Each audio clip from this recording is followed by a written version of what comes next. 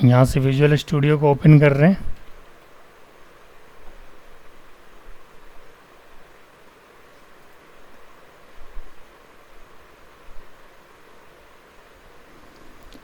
Create new project.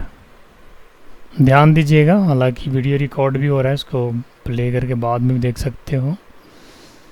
Next पे button पे click किया और यहाँ से लोकेशन वगैरह आप सेलेक्ट कर सकते हैं, जो भी लोकेशन आपको लेना है।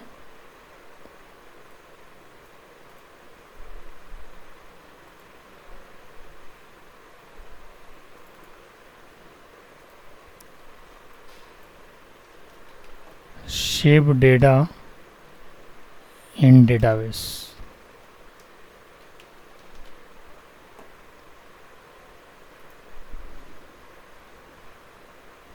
यहाँ पे बहुत सारे टेम्पलेट हैं, इसमें से एम्प्टी टेम्पलेट को मैं ले रहा हूँ। वेब फॉर्म भी ले सकता हूँ, एमबीसी भी ले सकता हूँ, लेकिन इनमें अंतर क्या है कि अगर आप एम्प्टी लोगे तो फिर आपको अलग से फॉर्म ऐड करना पड़ेगा।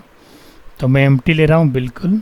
यहाँ से क्रिएट करते हैं, थोड़ी देर में इन्वायरमेंट अपना जनरेट कर लेगा।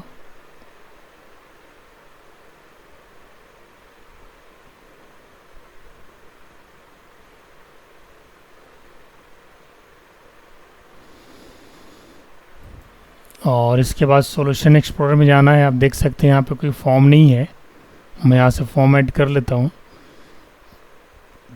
उसके लिए राइट क्लिक करके ऐड न्यू आइटम पे जाना है और यहाँ से वेब फॉर्म ले लेना है। ठीक है, ASP.NET का जो एक्सटेंशन होता है वो ASPX होता है, और पेज का नाम आप अपने हिसाब से डिसाइड कर सकते हो कि आपको क्या रखना है। इसके बाद यहाँ पे ऐड क्लिक कर देना है। मैं यहाँ पे टेबल लेकर के एक छोटा सा फॉर्म बना रहा हूँ जिसमें इनपुट फील्ड रहेगा। मान के चलिए मैंने यहाँ पे टेबल लिया, अच्छा से दिखना चाहिए आप लोगों को। दिख रहा है बिल्कुल क्लीन सजाद, कोई दिक्कत तो नहीं है? नहीं सर, दिख रहा। ठीक है, हमने इसका नाम दिया रजिस्ट्रेशन फॉर्म या स्टूडेंट एम्प्लॉय डिटेल्स फॉर्म, कोई भी नाम दे सकते हैं अपने हिसाब से। चूँकि मुझे हर रो में 2 कॉलम चाहिए तो मैंने colspan is equal to 2 कर दिया, और एम्प्लॉय डिटेल्स फॉर्म को हमने क्या किया, सेंटर में रखने के लिए स्टाइल लगा करके यहाँ पे डाल दिया टेक्स्ट अलाइन सेंटर। और इसके बाद फिर से TR लिया। अब मुझे चाहिए यहाँ पे टाइटल, तो टाइटल ले लिया और इसके अंदर एक ड्रॉप डाउन लिस्ट लिया। This is drop down list, DDL title, runat equal to server. इस ड्रॉप डाउन लिस्ट को आप डेटाबेस से बाउंड कर सकते हैं। फ़िलहाल अभी मैं इसी के अंदर वैल्यू फिलअप कर रहा हूँ, बताऊँगा कैसे फिलअप करना है। फिलअप करने के लिए हमें क्या करना पड़ेगा, यहाँ पे नॉर्मली ASP लिस्ट आइटम लिखना होगा और इसके अंदर आप स्टैटिक वैल्यू जो है ना फिक्स कर सकते हैं। ये स्टैटिक वैल्यू है, जैसे अगर आपको कम वैल्यू फिल करना है तो आप स्टैटिक वैल्यू को फिल कर सकते हैं। कई बार क्या होता है कि पूरी लिस्ट के डेटा को ड्रॉप डाउन लिस्ट से बाइंड करना है तो भी कर सकते हैं। SQL के कॉलम के साथ अगर आपको ड्रॉप डाउन लिस्ट को बाइंड करना है तो भी कर सकते हैं। टाइटल के बाद लेना चाहूँगा नेम, और नेम के लिए मुझे एक टेक्स्ट बॉक्स लेना होगा। चूँकि अभी आप लोग बिगिनर हो, ASP.NET का अगर कोई नॉलेज नहीं है तो आप यहाँ से ड्रैग एंड ड्रॉप भी कर सकते हो। ठीक है फिरदौस। इसके बाद मैंने टेक्स्ट बॉक्स लिया, जी sir. TXT name, runat equal to server, और नेम के बाद हमने क्या लेना है, जेंडर, और जेंडर को किस में लेना है, रेडियो बटन में। ध्यान दीजिएगा, हर एक टेक्स्ट बॉक्स जो होगा ना या हर एक कंट्रोल जो होगा ना ASP.NET में वो ASP के साथ प्रीफिक्स होगा। इसमें ID और runat equal to server, ये 2 चीज़ देना ज़रूरी होगा। मैं यहाँ पे लूँगा इस बार रेडियो बटन, क्योंकि मुझे जेंडर के लिए एक ऑप्शन बटन चाहिए, इसको रेडियो बटन भी बोलते हैं।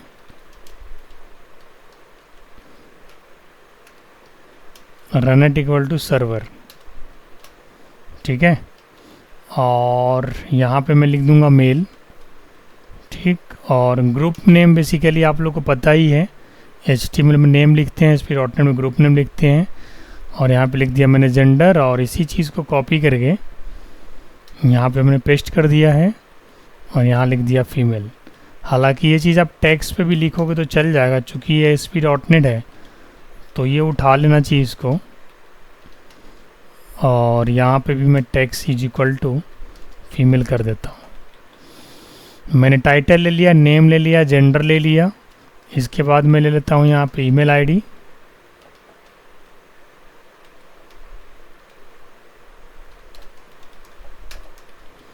ईमेल के लिए हमने टेक्स्ट बॉक्स लिया और run at equal to server. इसके बाद मोबाइल नंबर ले लेते हैं।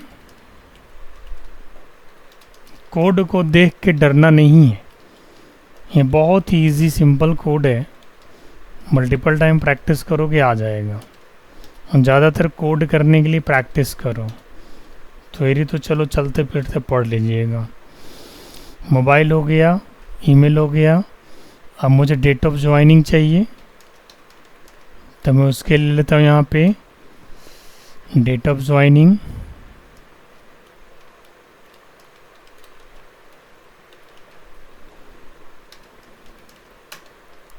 SP कैलेंडर ले लेता हूँ यहाँ पे।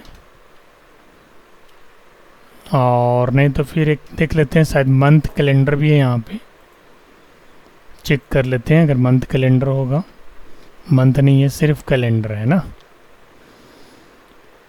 ठीक है, कैलेंडर ले लेते हैं या फिर टेक्स्ट बॉक्स ले लेते हैं, उसमें डेट ऐसे डालना पड़ेगा नॉर्मली।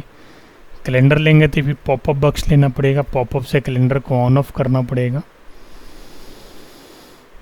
ठीक है, एक टेक्स्ट बॉक्स ही ले लेते हैं नॉर्मली।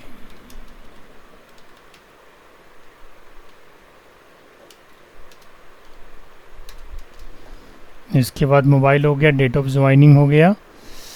और क्या है, फ़ोटो वगैरह लेना है तो फ़ोटो वगैरह भी ले सकते हैं। चलिए एक फ़ोटो भी ले लेते हैं। या सैलरी, डेट ऑफ ज्वाइनिंग के बाद salary.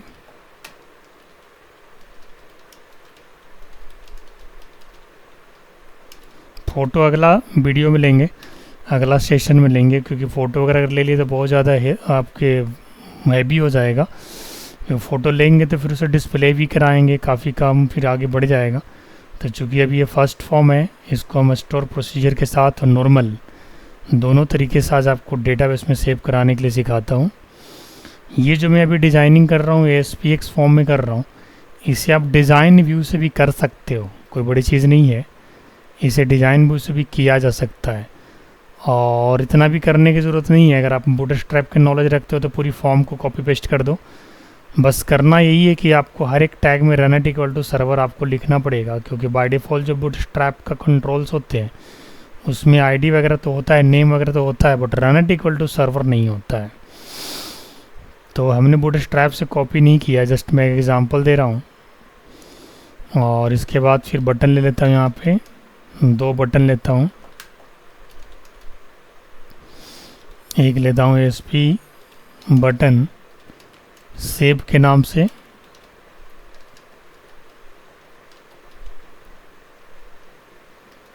Run at equal to server. और एक बटन लेता हूँ यहाँ पे व्यू के नाम से, कि जो डेटा सेव हुआ उसे देखना भी है।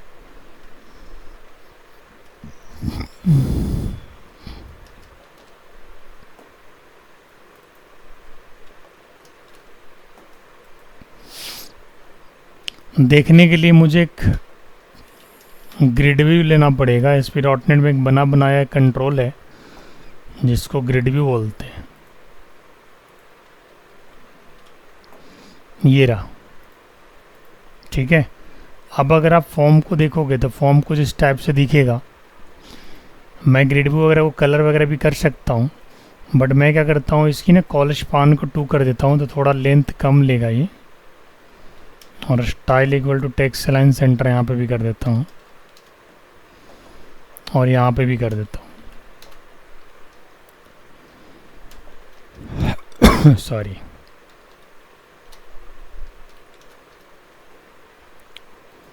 ठीक है।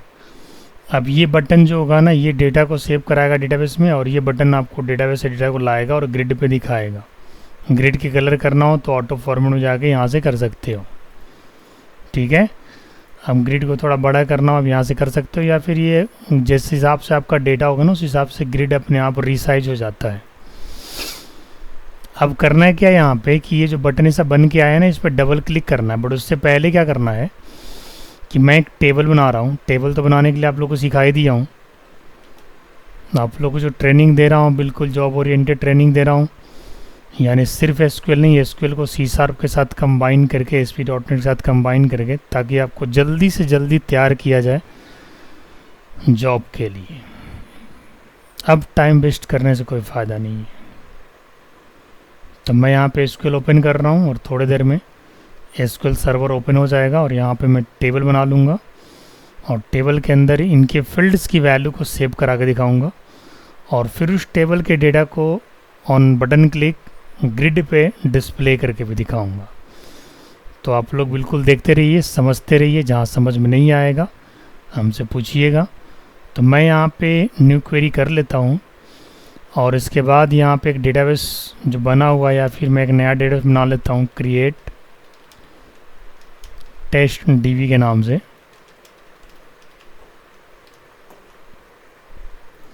और इस डेटाबेस को यूज़ कर लेता हूँ और टेस्ट DB ऑलरेडी एग्जिस्ट है तो यहाँ पे लेता हूँ एम्प्लॉय DB।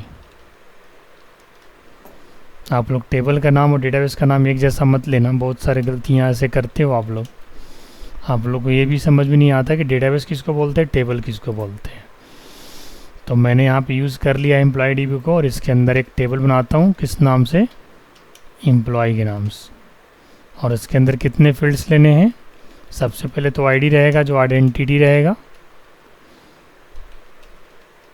प्राइमरी की क्या होता है फिर दोस्त बताएं ज़रा।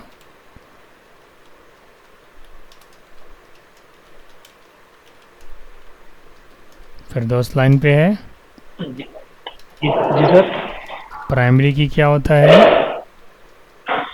प्राइमरी के सर वो फर्स्ट नल वैल्यू लेता है, उसके बाद दोबारा नहीं लेता। प्राइमरी की तो नल वैल्यू लेता ही नहीं है। प्राइमरी के सर, सॉरी, प्राइमरी की जो फॉरेन की जो यूज करता है सर, प्राइमरी की को वही ना सर। प्राइमरी की में यूनिक रिकॉर्ड होता है, कोई नल वैल्यू नहीं डुप्लीकेट होता वैल्यू का एक्सेप्ट नहीं करता सर ये। अच्छा से पढ़िए फिर दोस्त, एंड मौके पे भी थोड़ा सा ज़्यादा करिए पढ़ाई, है ना।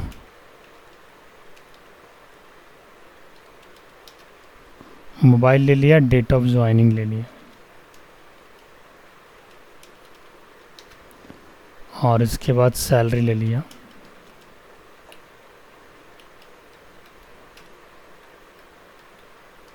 अब मैं इस टेबल को एग्जीक्यूट करा रहा हूँ। टेबल एग्जीक्यूट हो गया। अब क्या करना है, मुझे एक प्रोसीजर बनाना है।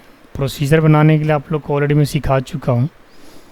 यूजर डिफाइन प्रोसीजर बनाने के लिए कौन सा कमांड चलाते हैं सजाद, क्रिएट प्रोसीजर ना। जी सर।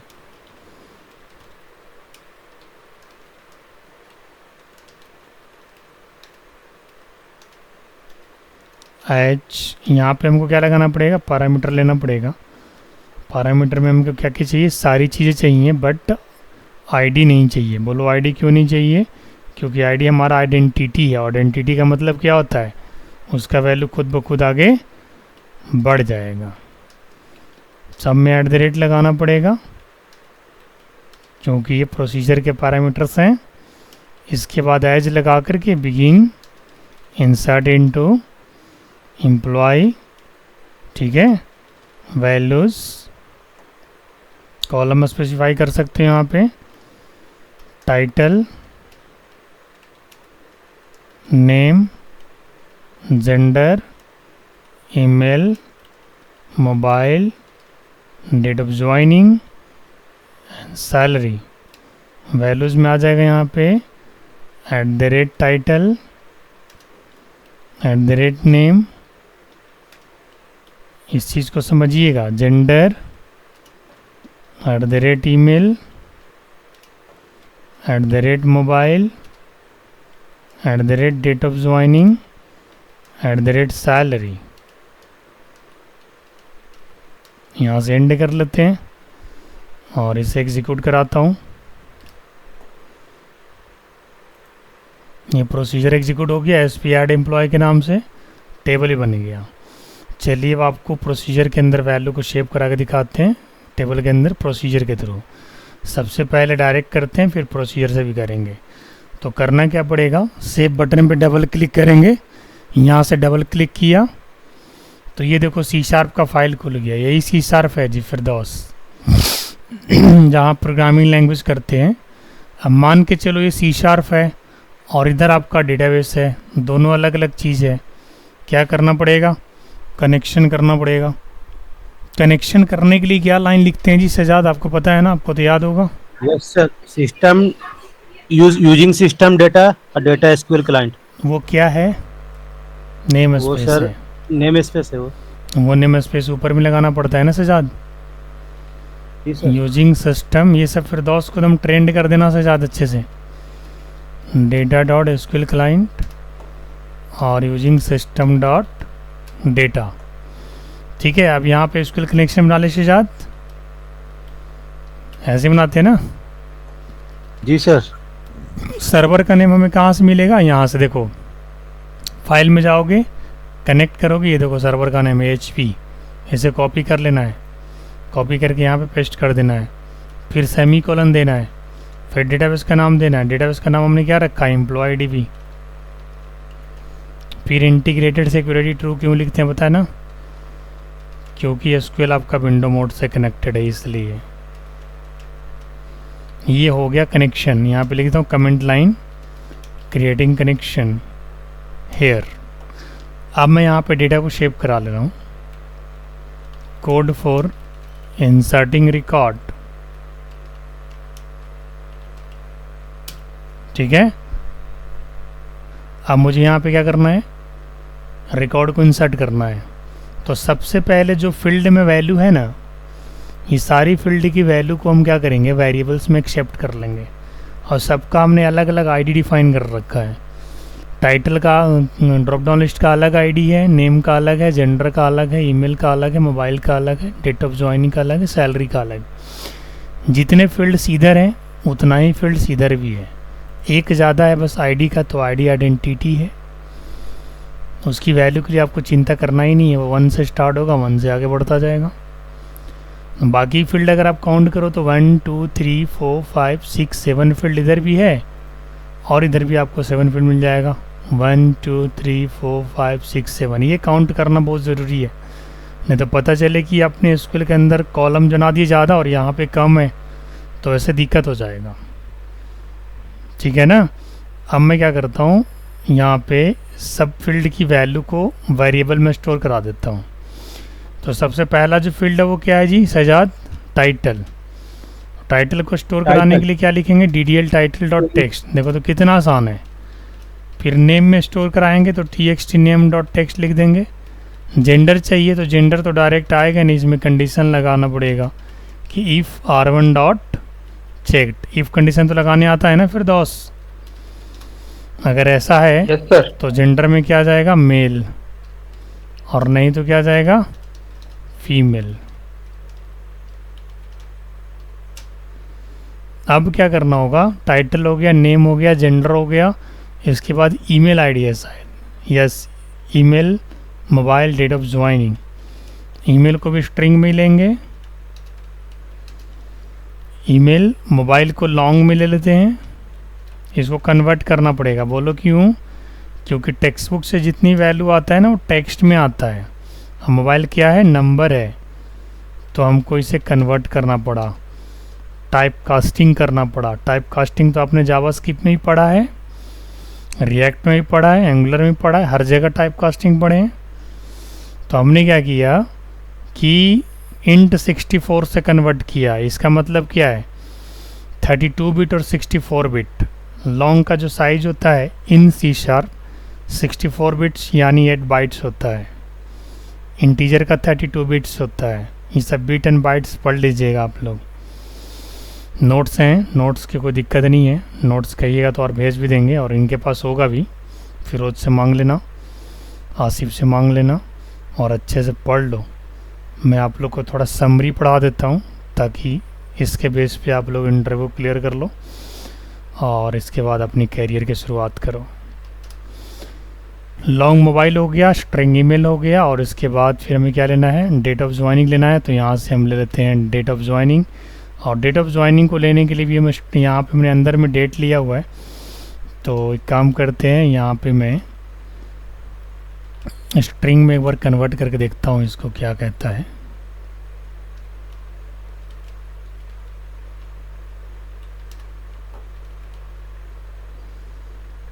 ठीक है, अब डेट हो गया और ईमेल हो गया, मोबाइल हो गया, और इसके बाद फिर हमने सैलरी लेना है। सैलरी को हम मनी में ले लेते हैं।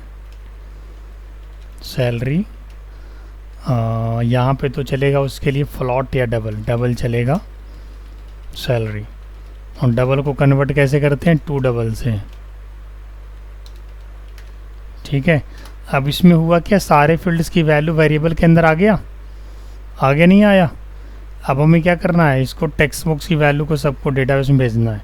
तो पहले सिंपली सेव करते हैं, इसके बाद फिर स्टोर प्रोसीजर से सेव करेंगे।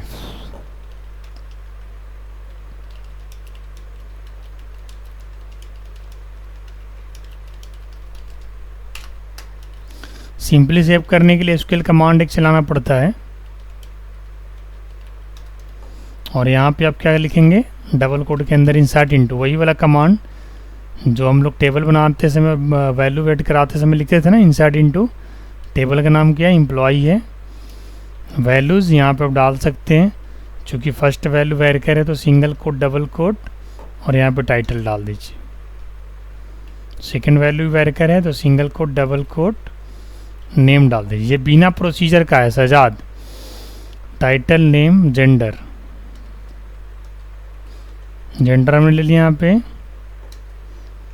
और जेंडर के बाद क्या है, ईमेल है।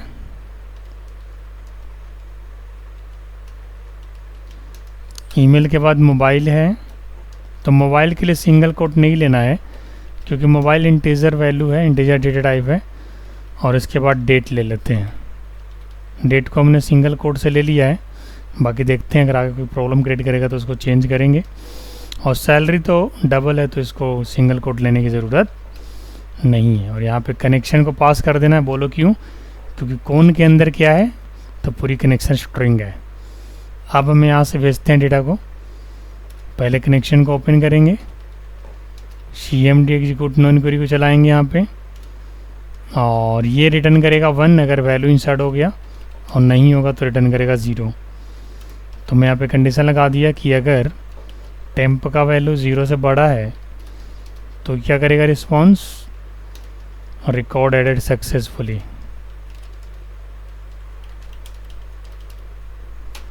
यहाँ पे अलर्ट बंद कर दिया, और यहाँ पे स्क्रिप्ट को बंद कर दिया। Cone dot close. ठीक है, अब सेव करके चला के देखते हैं कि हमारा वैल्यू फॉर्म से डेटाबेस में सेव हो रहा है कि नहीं हो रहा है।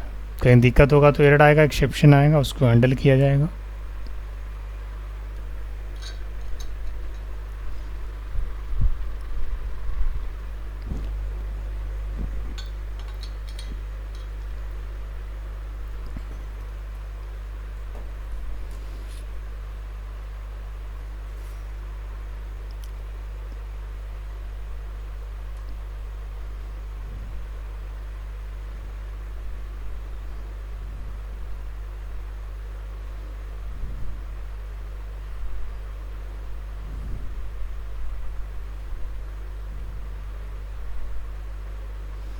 अब मैं डेटा को सेव करके दिखाता हूँ, ध्यान दीजिएगा।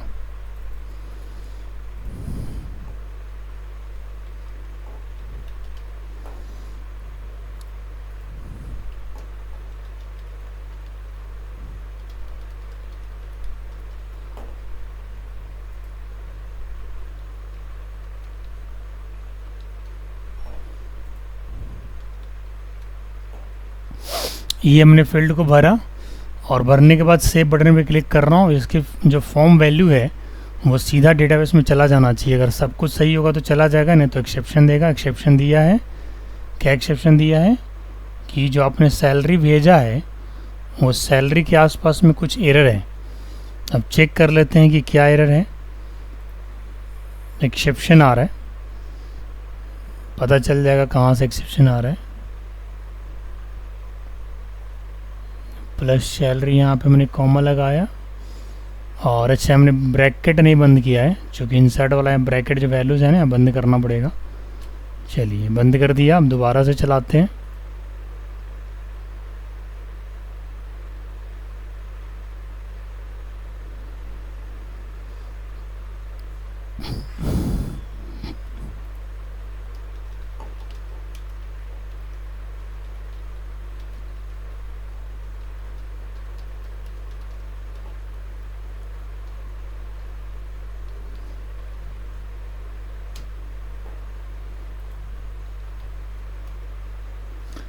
सेव बटन पे क्लिक किया हूँ और आप देख सकते हैं यहाँ पे मैसेज आ गया है रिकॉर्ड एडिट का।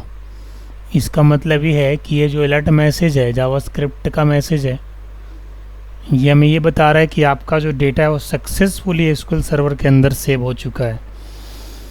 और इस चीज़ को जानने के लिए फ़िलहाल अभी हमने व्यू पे तो कोई कोडिंग नहीं किया है, हालांकि हम व्यू पे कोडिंग करेंगे तो जो डेटा हमारा सेव हुआ यहाँ पे दिख भी जाएगा।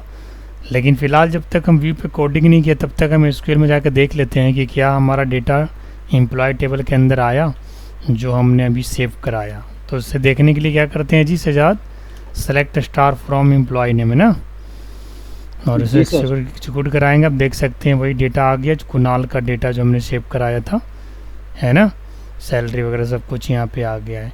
अब यही चीज़ को प्रोसीजर के साथ करके दिखाते हैं। तो हो गया simply saving data into database, इसको कमेंट कर देता हूँ। अब ये लाइन को प्रोसीजर के थ्रू करते हैं। ये दोनों अलग अलग एग्जांपल में कीजिएगा आप लोग। Code for inserting data into database using store procedure, using store procedure. अब इसी चीज़ को प्रोसीजर से करना है तो कैसे करेंगे? तो हम सबसे पहले एसक्यूएल कमांड चलाएंगे जैसा कि हमने चलाया था पहले वाली लाइन में, बट यहाँ पे प्रोसीजर का नाम देंगे। वो पूरी स्टेटमेंट्स इतना लिखने की ज़रूरत नहीं पड़ेगा। प्रोसीजर का नाम क्या है जी? SP add employ. कॉपी करेंगे और यहाँ पे डाल देंगे सिर्फ ऐसे, और कौन यहाँ पे लिख देंगे। और एक लाइन आपको लिखना पड़ेगा command type equal to command type dot store procedure. इसके बाद इसकी पैरामीटर की वैल्यू पास करनी होगी। तो पैरामीटर की वैल्यू पास करने के लिए लिखना पड़ता है ऐड विद वैल्यू। और यहाँ पे फर्स्ट पैरामीटर क्या है? @टाइटल। उसकी वैल्यू कहाँ से आ रहा है? टाइटल से। ठीक है, इसी को कॉपी कर लेते हैं, मल्टीपल टाइम पेस्ट कर लेते हैं, फिर वैल्यू को चेंज कर देंगे। 7 को है ना, यस। टाइटल के बाद क्या है? नेम है, तो यहाँ पे नेम लिख देना है। और नेम का जो है वेरिएबल वैल्यू है वो कहाँ से आ रहा है? नेम से आ रहा। इसके बाद जेंडर है। सीक्वेंस बिल्कुल सेम होना चाहिए, नहीं तो सीक्वेंस अगर आपने आगे पीछे किया तो पता चलेगा कि ईमेल आईडी के अंदर मोबाइल नंबर चला गया। हो सकता है कि नहीं, बताइए। जेंडर के बाद क्या है जी? मोबाइल है न, ईमेल है। तो ईमेल का वैल्यू किस में जाएगा? ईमेल वेरिएबल से आएगा। ईमेल के बाद क्या है? मोबाइल है ना। सीक्वेंस मैटर करता है, मोबाइल फिर डेट ऑफ ज्वाइनिंग। तो ईमेल के बाद लिया मोबाइल, छोटा बड़ा कैपिटल से कोई मतलब नहीं है क्योंकि केस सेंसिटिव नहीं है। ये एसक्यूएल है तो केस सेंसिटिव नहीं है। डेट ऑफ ज्वाइनिंग, हाँ इसमें आपको मैटर कर जाता है। किस में? C# में। ये जो क्वेरी चल रहा है C# का चल रहा है। हालांकि थोड़ा सा फिरदौस को टफ लग रहा होगा, लेकिन 2-4 दिन सप्ताह दिन मेहनत करोगे फिरदौस तो जावास्क्रिप्ट से ज़्यादा टफ नहीं है। डेट ऑफ ज्वाइनिंग के बाद सैलरी यहाँ पे लिखेंगे और सैलरी यहाँ पे डाल देंगे। एंगुलर से ज़्यादा टफ नहीं है, जावास्क्रिप्ट तो जावास्क्रिप्ट है ही। कौन डॉट ओपन किया और यहाँ पे cmd.execute नॉन करी चलाया। इसमें कुछ सेलेक्टेड कमांड होते हैं फिर दो जो हमेशा काम आते हैं। बहुत बेहतरीन चीज़ है और आप इसे 1-2 दिन में अच्छा करिए और फुल स्टैक डेवलपर के लिए तैयार हो जाइए और आगे आपकी कैरियर आपको इंतज़ार कर रही है।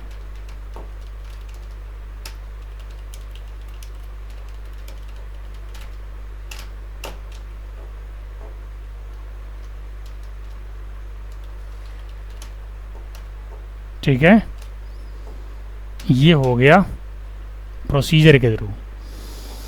प्रोसीजर के थ्रू और नॉर्मल थ्रू में क्या अंतर हुआ जी? नॉर्मली में हमको लिखना पड़ा इंसर्ट इंटू वगैरह वगैरह, सिंगल कोड, डबल कोड, बहुत सारा चीज़ लिखना पड़ा। यहाँ पे थोड़ा सा एक्यूरेटी को अचीव कर जाता है प्रोसीजर। प्रोजेक्ट में आपको ऐसा ही मिलेगा डेटा। अब अगर आप शेप करोगे तो मैं इस बार जो डेटा ऐड कराने जा रहा हूँ वो प्रोसीजर के थ्रू कराने जा रहा हूँ। बस यहाँ पे फिर से एक नया डेटा ले रहा हूँ, mister Rohan mail Rohan r@gmail.com, और ये इसका मोबाइल नंबर हो गया। डेट ऑफ ज्वाइनिंग इसका ले लेते हैं, सैलरी ले लेते हैं, सेव करा देते हैं। तो यहाँ से भी डेटा ऐड हो गया प्रोसीजर के थ्रू। आप देख सकते हैं प्रोसीजर के थ्रू भी डेटा ऐड हो गया है, और इसको देखने के लिए भी आप चलाएंगे तो चल गया, प्रोसीजर के थ्रू डेटा आ गया। अब व्यू कराने के लिए भी एक प्रोसीजर बना लेते हैं, create view, create procedure to view employ records. उसके लिए सिंपल क्या करना पड़ेगा, create procedure SP view employ as begin select star from employ. बस ये लाइन लिखना होगा, प्रोसीजर बन के तैयार। अब व्यू करने आपको सिंपल तरीके से भी दिखा रहा हूँ, प्रोसीजर से भी दिखा रहा हूँ, ध्यान दीजिएगा। ये तो हमने सेव करा दिया डेटाबेस में। इस चीज़ के क्या क्या चीज़ पे ध्यान देना है फिर दोस्त, पहले कनेक्शन बना लेना। कनेक्शन कैसे बनेगा, उसके लिए पहले आपको 2 नेम स्पेस ऐड करना है, ठीक है। और इस सर्वर का नाम और डेटाबेस का नाम यही मत डाल देना, ये आपका पीसी का डलेगा। जो आप डेटाबेस लोगे वो डलेगा, सर्वर का नेम जो आपके एसक्यूएल सर्वर में होगा वो डलेगा। ये चीज़ आप सेम लिख सकते हो, कोई दिक्कत नहीं है। बट ये दोनों जो नाम है ना, यही नाम मत लिख देना, फिर गलती होगा। अच्छा गलती होगा तो दिखवा लीजिए, ग्रुप में डाल दीजिएगा, पता चल जाएगा। चलिए अब रिकॉर्ड को व्यू करके दिखाते हैं। सबसे पहले सिंपली, तो सिंपली अगर दिखाएंगे code for view employ records, है ना,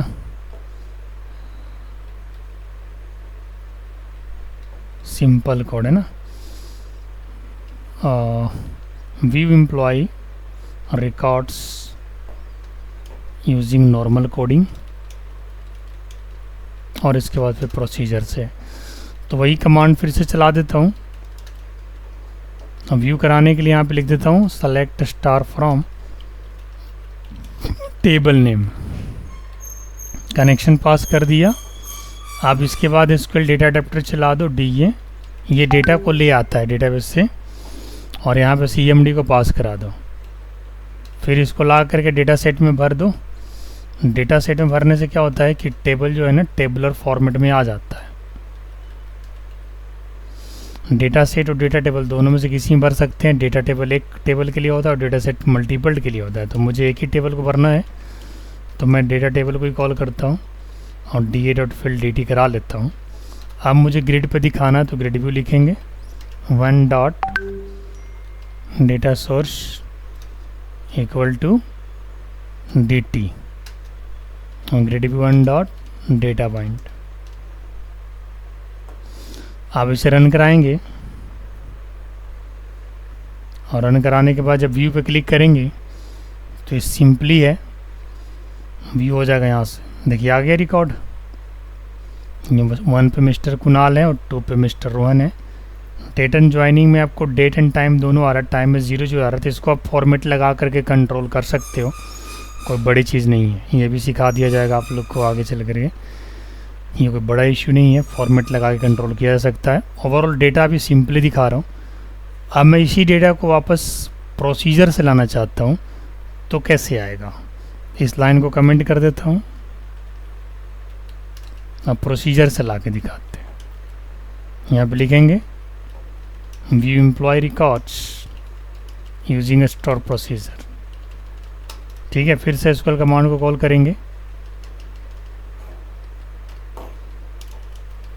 इस पे कम से कम 4-5 बार प्रैक्टिस करोगे फिर दोस्त। नहीं होगा तो फिर सजाद को भी कनेक्ट कर लेना, गूगल मीट का लिंक भेज देना।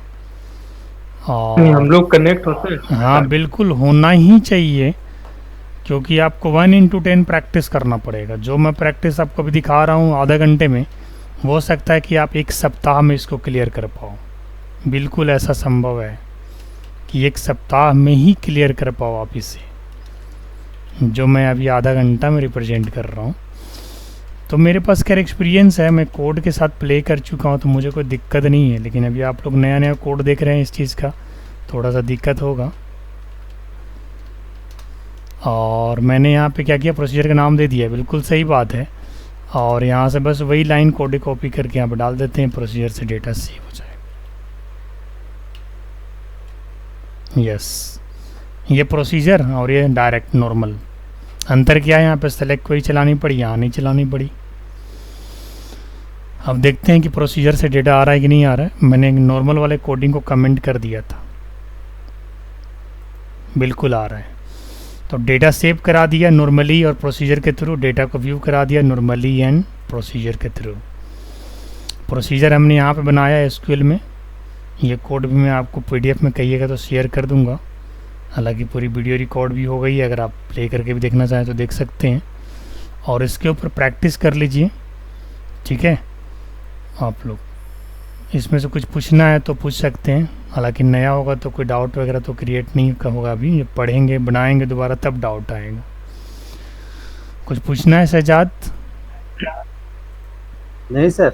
आगे वाले सेशन में फ़ोटो अपलोड करके डिलीट वगैरह करके दिखा देंगे। अभी मैंने ड्रॉप डाउन लिस्ट को दिखाया स्टैटिक, इसको अगर डायनेमिक दिखाना हो यानी टेबल से बाइंड करना हो तो कैसे करेंगे। हालांकि ये सब चीज़ आप आजकल में सीख लीजिएगा आप लोग, ठीक है, क्योंकि इंटरव्यू जल्द से जल्द कोशिश कर रहे हैं कि हो जाए आप लोगों, ठीक है। तो इसको कहिएगा तो पीडीएफ बना के भेज देंगे, और नहीं तो फिर वीडियो पे है ही, जैसा कहिएगा वैसा करेंगे। पीडीएफ बना के भेज दिया सर। ठीक है, पीडीएफ बना के भेज देते हैं।